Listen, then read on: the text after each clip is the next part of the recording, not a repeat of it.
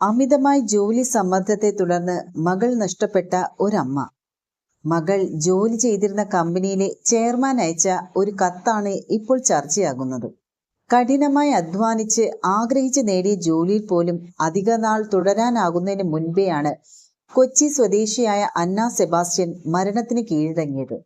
പിന്നാലെയാണ് മേഖലയിലെ ജോലി സമ്മർദ്ദത്തെ തുറന്നു കാട്ടി കമ്പനി ചെയർമാൻ രാജീവ് മെമ്മാനിക്ക് അന്നയുടെ അമ്മ അനിത അഗസ്റ്റിൻ തുറന്ന ഒരു കത്ത് എഴുതിയത്.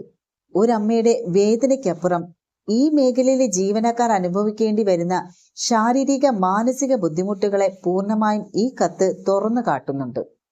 പ്രധാനമായും ഇന്ത്യയിൽ പ്രവർത്തിക്കുന്ന വിദേശ കമ്പനികളിൽ ജോലി ചെയ്യുന്നവർക്കാണ് സമാനതകളില്ലാതെ ഈ പ്രശ്നം നേരിടേണ്ടി വരുന്നത്. ജോലി സമയത്തിനൊപ്പം തന്നെ രാജ്യങ്ങൾ തമ്മിലുള്ള സമയവ്യത്യാസവും സ്ഥിതി കൂടുതൽ കലുഷിതമാക്കുന്നു. കമ്പനിയുമായി ബന്ധപ്പെട്ട യോഗങ്ങളാണ് പ്രധാന വെല്ലുവിളി. വിദേശ കമ്പനികളായതിനാൽ തന്നെ അവിടുത്തെ പകൽ സമയ മീറ്റിങ്ങുകൾ ഇവിടുത്തെ അർദ്ധരാത്രികളിലായിരിക്കും പ്രധാനമായി നടക്കുന്നത്. ഇതൊക്കെ തന്നെ ശാരീരിക മാനസിക അവസ്ഥകളെ തകിടം മറിക്കുന്നതാണ്. കൊച്ചി സ്വദേശിയായ അന്ന സെബാസ്റ്റ്യൻ പേരയിൽ അക്കൗണ്ടിംഗ് മേഖലയിൽ ആഗോളതലത്തിൽ തന്നെ 4ാം സ്ഥാനത്ത് വരുന്ന സാമ്പത്തിക സ്ഥാപനമായ ഏണസ്റ്റ് ആൻഡ് യങ്ങിൽ ജോലി ചെയ്തിരുന്നു. അവധി പോലും ഇല്ലാത്ത ജോലിയും രാത്രി വെളുക്കുമ്പോഴും നീളുന്ന യോഗങ്ങളും മറ്റുമാണ് തന്റെ മകളുടെ മരണത്തിലേക്ക് നയിച്ചതെന്ന് അമ്മ കത്തിൽ ചൂണ്ടിക്കാട്ടുന്നു. വിശദമായ ഒരു കത്തെഴുതാൻ പോലും കഴിയുന്ന മാനസികാവസ്ഥയിലല്ല ഞങ്ങൾ. പക്ഷേ എന്റെ മകൾക്കുണ്ടായ ഈ ദുരവസ്ഥ നാളെ ആഗ്രഹിച്ച് ജോലി നേടുന്ന മറ്റൊരു കുട്ടിക്കും അവരുടെ രക്ഷിതാക്കൾക്കും ഉണ്ടാകാൻ പാടില്ല എന്ന് വെച്ചാണ് താനിത് എഴുതുന്നതെന്ന് പറഞ്ഞാണ് കത്ത് അമ്മ ആരംഭിക്കുന്നത്. കുട്ടിക്കാലം മുതൽക്കേ പഠനത്തിൽ മിടുക്കിയായിരുന്ന മകൾ. എല്ലാ ക്ലാസ്സിലും ഉയർന്ന മാർക്കോടെയാണ് അവൾ പഠനം പൂർത്തിയാക്കിയത്.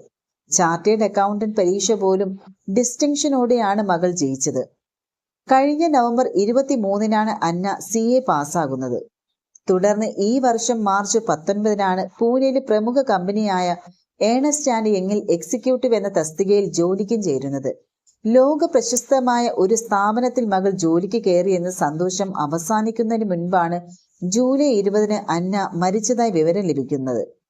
26-ാമത്തെ വയസ്സിലാണ് അന്ന ഈ ഭൂമിയിൽ നിന്ന് വിടവാങ്ങിയത്. കേവലം 4 മാസം മാത്രമാണ് മകൾ ജോലി ചെയ്തത്.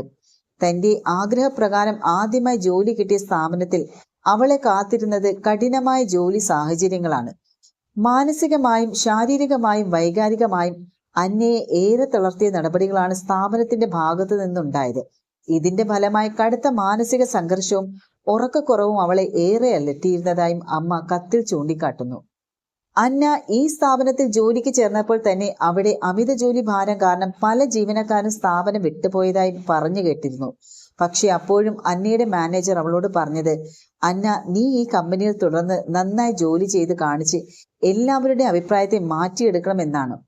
പക്ഷേ ശമ്പളത്തിന് പകരം നൽകേണ്ടത് തന്റെ മകളുടെ ജീവനായിരിക്കുമെന്ന് എന്റെ മകൾ അറിഞ്ഞിരുന്നില്ല. ജോലി സമ്മർദ്ദം അധികമായപ്പോൾ തനിക്ക് ബുദ്ധിമുട്ടാണെന്ന് മകൾ പറഞ്ഞപ്പോൾ പിരിച്ചുവിടലെന്ന് ഭീഷണിയും. തുടരണമെങ്കിൽ രാത്രിയും ജോലി ചെയ്ത് പറ്റൂ എന്ന് മാനേജർ പറഞ്ഞതായും അമ്മ കത്തിൽ പരാതിപ്പെട്ടിരുന്നു. അതോടെ അവൾ ശരിക്കും പെട്ടുപോവുകയായിരുന്നു. ഇതിനിടയിലാണ് അവൾ കാത്തിരുന്ന ബിരുദദാന ചടങ്ങുകൾ വന്നത്. കഴിഞ്ഞ ജൂലൈ 6-നായിരുന്നു അന്നയുടെ ബിരുദദാന ചടങ്ങ് നടന്നത്. പൂനെയിൽ വെച്ചാണ് ചടങ്ങ് നടന്നത്.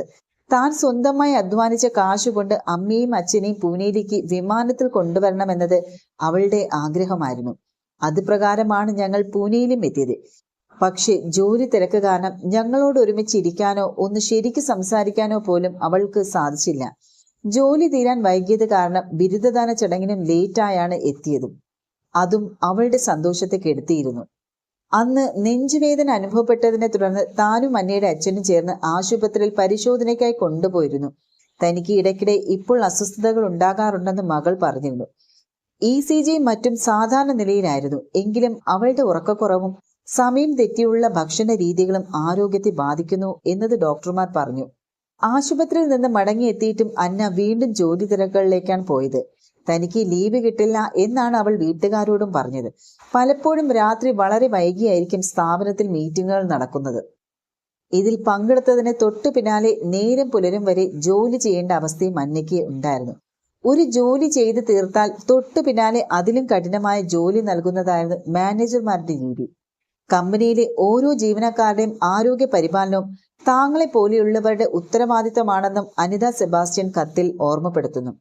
അന്നയുടെ മരണം ഒരു ഓർമ്മിപ്പിക്കലാണെന്നും അനിത അഗസ്റ്റിൻ പറയുന്നു. അന്നയുടെ സംസ്കാര ചടങ്ങിൽ സ്ഥാപനത്തിൽ നിന്ന് ഒരാളും പങ്കെടുക്കാത്ത കാര്യം അവർ ചൂണ്ടിക്കാട്ടുന്നു. കമ്പനിയുടെ പല മാനേജർമാരെയും തങ്ങൾ ബന്ധപ്പെടാൻ ശ്രമിച്ചു, എങ്കിലും ആരും ഒരു പ്രതികരണവും നടത്തിയില്ല എന്ന കാര്യവും അനിത ഓർമ്മിപ്പിക്കുന്നു. വർഷങ്ങൾ കൊണ്ട് എന്റെ മകൾ നേടിയെടുത്തത് എല്ലാം 4 മാസം നിങ്ങളുടെ സ്ഥാപനത്തിൽ ജോലി ചെയ്തതുകൊണ്ട് ഇല്ലാതായി എന്നും അവർ പറയുന്നുണ്ട്. ഈ കത്ത് അതിന്റെ എല്ലാ അർത്ഥത്തിലും നിങ്ങളിലേക്ക് എത്തുമെന്ന് ഞാൻ പ്രതീക്ഷിക്കുന്നു. എങ്കിലും ഒരമ്മയുടെ വേദന പൂർണ്ണമായി ഉൾക്കൊള്ളാൻ നിങ്ങൾക്ക് സാധിക്കുമോ എന്നറിയില്ല. എന്റെ മകളുടെ അനുഭവം ഈ മേഖലയിൽ വലിയ മാറ്റത്തിന് വഴിവെക്കുമെന്ന് ഞാൻ പ്രതീക്ഷിക്കുന്നു. അന്ന ഇന്ന് ഞങ്ങളോടൊപ്പമില്ല, പക്ഷേ അവളുടെ കഥയ്ക്ക് മാറ്റങ്ങൾ ഉണ്ടാകാൻ കഴിയുമെന്ന് പറഞ്ഞാണ് കത്ത് അവസാനിപ്പിക്കുന്നത്. അന്നയുടെ മരണം കോർപ്പറേറ്റ് മേഖലയിൽ തന്നെ വലിയ ചർച്ചയായി കഴിഞ്ഞു. ഈ രംഗത്തെ നിരവധി പ്രമുഖരാണ് അന്നയ്ക്ക് നീതി ഉറപ്പാക്കണമെന്നും ഈ മേഖലയിലെ ജീവനക്കാരുടെ ജോലി സുരക്ഷ കൃത്യമാക്കണമെന്നതുൾപ്പെടെയുള്ള ആവശ്യവുമായി രംഗത്തെത്തിയിരിക്കുന്നത്.